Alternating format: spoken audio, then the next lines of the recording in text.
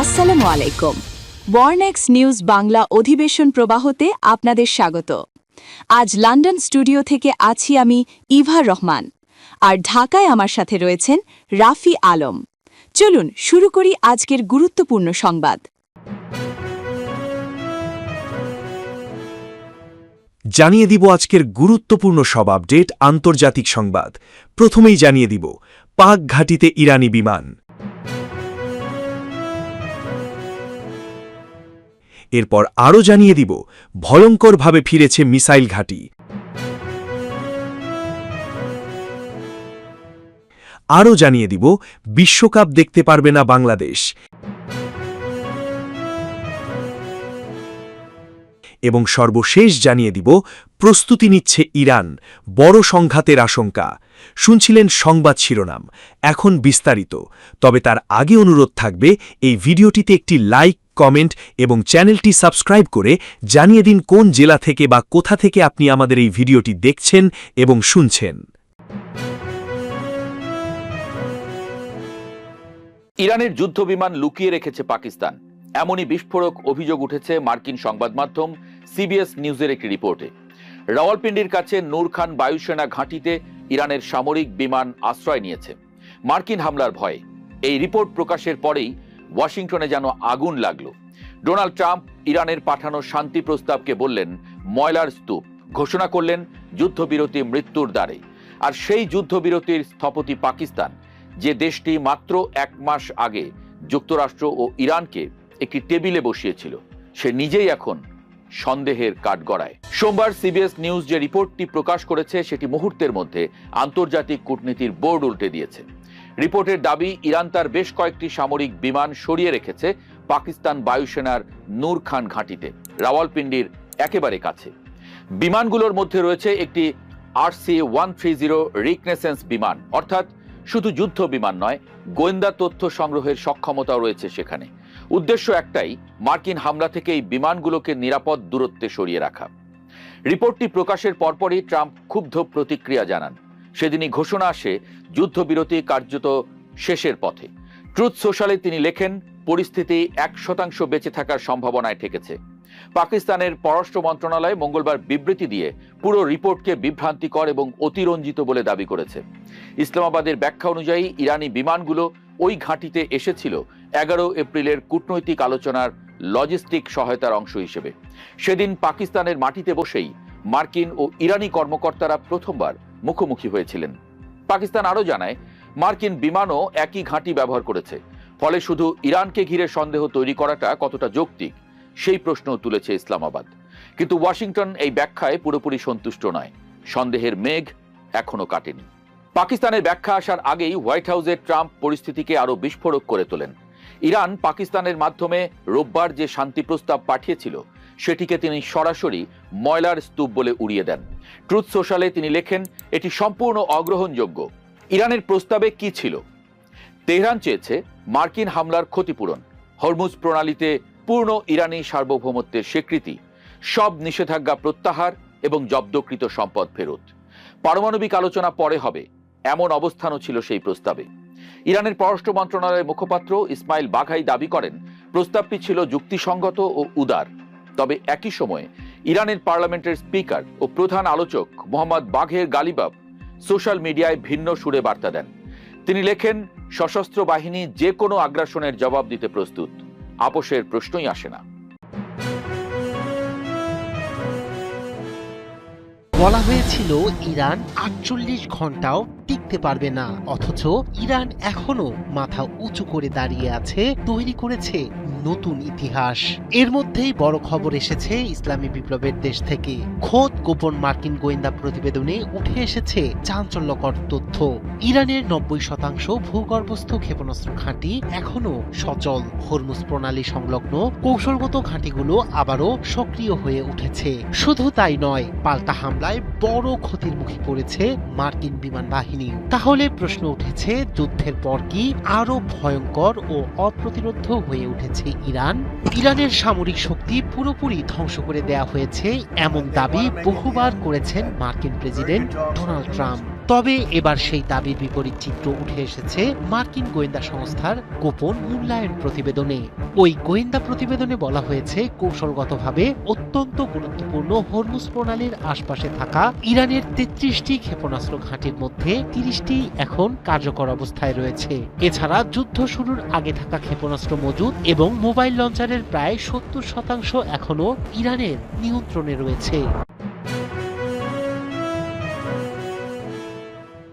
Brazil নাকি Argentina, Germany নাকি Portugal, বিশ্বকাপ এলেই প্রশ্নগুলো যেন আমাদের ঘর থেকে শুরু করে অফিস, আদালত কিংবা পাড়া মহল্লায় তৃতীয় বিশ্বযুদ্ধ লাগিয়ে দেয়।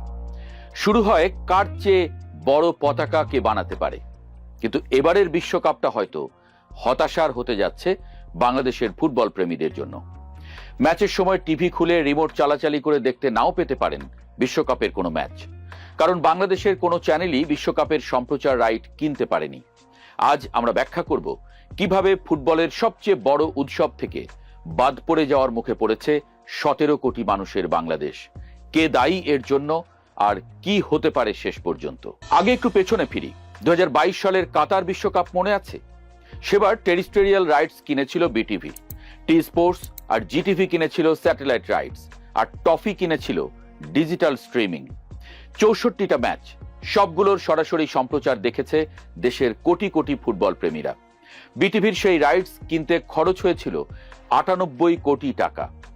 আর ২০১৮ সাল বিটিভি রাইট পেয়েছিল বিনামূল্যে, মানে সম্পূর্ণ ফ্রিতে। শুধু বিজ্ঞাপন থেকে আয় হয়েছিল ১.৫ কোটি টাকা।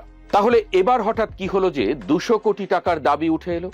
দ্য ভিলেন, এই পুরো গল্পের কেন্দ্রে একটা নাম, স্প্রিংবক প্রাইভেট লিমিটেড। সিঙ্গাপুর ভিত্তিক এই কোম্পানি ফিফার কাছ থেকে বাংলাদেশ সহ দক্ষিণ এশিয়ার কিছু দেশের মিডিয়া রাইটস কিনে রেখেছে। এরপর তারা বাংলাদেশের চ্যানেলগুলোকে সেটা সাব লাইসেন্স দেওয়ার প্রস্তাব দিচ্ছে। দাম কত চাইছে? বিটিভিকে পাঠানো প্রস্তাব অনুযায়ী মূল দাম ১৫১ কোটি টাকা, আর ট্যাক্স ভ্যাট যোগ করলে মোট দাঁড়ায় প্রায় ২০০ কোটি টাকা। বিটিভির একজন সিনিয়র কর্মকর্তা নাম প্রকাশ না করে বলেছেন, বিটিভির বার্ষিক বাজেটই হলো মাত্র ৩ কোটি টাকা। সম্প্রচার সত্ত্বেই যদি ২০০ কোটি টাকা খরচ হয়, তাহলে চ্যানেল চলবে কিভাবে? একটু থামুন। বিটিভির মোট বার্ষিক বাজেট যদি হয় ৩ কোটি টাকা আর স্প্রিংবক চাইছে ২০০ কোটি টাকা, মানে বিটিভির প্রায় ৬৬ বছরের বাজেটের সমান। এটা কি দাবি নাকি রসিকতা? যদিও রাইট কেনায় আগ্রহ দেখিয়েছিল টি স্পোর্টস আর স্টার নিউজ, কিন্তু দামে একটুও ছাড় দেয়নি স্প্রিংবক। কেন এত দাম? এখন একটা প্রশ্ন মাথায় ঘুরপাক খাচ্ছে, এই দামটা আসলে এলো কোথা থেকে? এবারের বিশ্বকাপটা হচ্ছে আমেরিকা, কানাডা আর মেক্সিকোতে। ৪৮টা দল, ১০৪টা ম্যাচ। এটা এখন পর্যন্ত ইতিহাসের সবচেয়ে বড় বিশ্বকাপ। এই পুরো টুর্নামেন্ট সাইকেলের সম্প্রচার সত্ত্ব থেকে প্রায় $৪ বিলিয়ন আয় করতে চাইছে ফিফা। কিন্তু সমস্যা হলো টাইম জোন। আমেরিকায় যখন বিকেলে ম্যাচ হচ্ছে, বাংলাদেশে তখন রাত ১টা থেকে ভোর ৫টা। ১০৪টা ম্যাচের মধ্যে ৫২টা ম্যাচ শেষ হবে রাত ৪টার আগে, আর বাকি ৫২টা শুরু হবে ৪টার পরে। রাত ৩টায় ম্যাচ দেখার জন্য বিজ্ঞাপন দাতারা কি টাকা ঢালবে? দর্শক কি থাকবে? এই হিসাবটা কোনো চ্যানেলের মাথাতেই মেলে না। শুধুই কি বাংলাদেশ? এখন অনেকে ভাবতে পারেন, এটা কি শুধু বাংলাদেশের সমস্যা? না, এই সমস্যা আরো অনেক বড়। ভারতে জিও স্টার অফার করেছে $২ কোটি, ফিফা চাইছে কমপক্ষে $৩.৫ কোটি। দুই পক্ষ রাজি হচ্ছে না, সনি আগ্রহই দেখায়নি। চীনের সিসিটিভি থেকে ফিফা চেয়েছিল $২৫ কোটি, পরে কমিয়েছে, তবুও কোনো ডিল হয়নি। পাকিস্তান ও মিয়ানমারেও একই অবস্থা। মানে বাংলাদেশ, ভারত, চীন, পাকিস্তান এই দেশগুলোর মোট জনসংখ্যা পৃথিবীর মোট জনসংখ্যার প্রায় 40%। আর এই 40% মানুষ এখনো জানে না বিশ্বকাপ দেখতে পারবে কিনা। ভঙ্গুর যুদ্ধবিরতির মধ্যে যুক্তরাষ্ট্র ও ইসরায়েলের বিরুদ্ধে পুনরায় যুদ্ধ শুরুর প্রস্তুতি নিচ্ছে ইরান। মঙ্গলবার Institute for the Study of War (ISW) এই তথ্য জানিয়েছে। ফলে মধ্যপ্রাচ্যে আবারও বড় ধরনের সংঘাতের আশঙ্কা তৈরি হয়েছে। ইরানের পাশাপাশি ইসরায়েলও সম্ভাব্য সামরিক অভিযানের জন্য প্রস্তুত রয়েছে বলে জানিয়েছে দেশটির শীর্ষ কর্মকর্তারা। প্রতিবেদনে বলা হয়েছে, সাম্প্রতিক সময়ে ইরান তাদের ক্ষতিগ্রস্ত পারমাণবিক স্থাপনাগুলো পুনর্গঠনের কাজ জোরদার করেছে। স্যাটেলাইট চিত্রে ইস্পাহান সহ কয়েকটি গুরুত্বপূর্ণ পারমাণবিক স্থাপনায় নতুন কার্যক্রমের ইঙ্গিত পাওয়া গেছে। ইরানের বিরোধী জোট NCRI এর কর্মকর্তারা দাবি করেছেন, তেহরান শুধু পারমাণবিক সক্ষমতা পুনরুদ্ধারই নয়, সম্ভাব্য সামরিক সংঘাতের প্রস্তুতিও নিচ্ছে। অন্যদিকে ইসরায়েলের প্রধানমন্ত্রী বেঞ্জামিন নেতানিয়াহু সতর্ক করে বলেছেন, ইরানের সঙ্গে যুদ্ধ আবারও শুরু হতে পারে এবং সে অনুযায়ী সব ধরনের পরিস্থিতির জন্য প্রস্তুত রয়েছে ইসরায়েলি বাহিনী। তিনি দাবি করেন, ইরানের ইউরেনিয়াম সমৃদ্ধকরণ কার্যক্রম পুরোপুরি বন্ধ না হলে নতুন সংকট তৈরি হতে পারে। এদিকে মার্কিন প্রেসিডেন্ট ডোনাল্ড ট্রাম্প ইরানকে নিয়ে কড়া অবস্থান নিয়েছেন। বিভিন্ন প্রতিবেদনে বলা হয়েছে, ওয়াশিংটন ও তেহরানের মধ্যে নতুন করে পারমাণবিক আলোচনা চললেও দুই পক্ষের মধ্যে বড় ধরনের মতবিরোধ রয়ে গেছে। বিশেষ করে ইরানের উচ্চমাত্রায় সমৃদ্ধ ইউরেনিয়ামের ভবিষ্যৎ এবং হরমুজ প্রণালীর নিয়ন্ত্রণ প্রশ্নে উত্তেজনা বাড়ছে। এদিকে যুদ্ধ অবসানে যুক্তরাষ্ট্রের দেয়া সর্বশেষ প্রস্তাবগুলোর জবাব দিয়েছে ইরান। তবে মার্কিন প্রেসিডেন্ট ডোনাল্ড ট্রাম্প ইরানের জবাবকে প্রত্যাখ্যান করে এটিকে আবর্জনা হিসেবে উল্লেখ করেছেন। সর্বশেষ তিনি বলেছেন, ইরানের সঙ্গে এখন যুক্তরাষ্ট্রের যুদ্ধবিরতি ভয়াবহ লাইফ সাপোর্টে। পাশাপাশি ট্রাম্পের মিত্ররা জানিয়েছে যে মার্কিন প্রেসিডেন্ট এখন ইরানের বিরুদ্ধে ব্যাপকভাবে সামরিক অভিযানের কথা বিবেচনা করছেন। বিশ্লেষকদের মতে, মধ্যপ্রাচ্যে চলমান এই উত্তেজনা দীর্ঘায়িত হলে বৈশ্বিক জ্বালানি বাজার ও অর্থনীতিতে বড় প্রভাব পড়তে পারে, কারণ বিশ্বের গুরুত্বপূর্ণ তেল পরিবহন পথ হরমুজ প্রণালীকে কেন্দ্র করেই এখন নতুন করে উত্তেজনা বাড়ছে।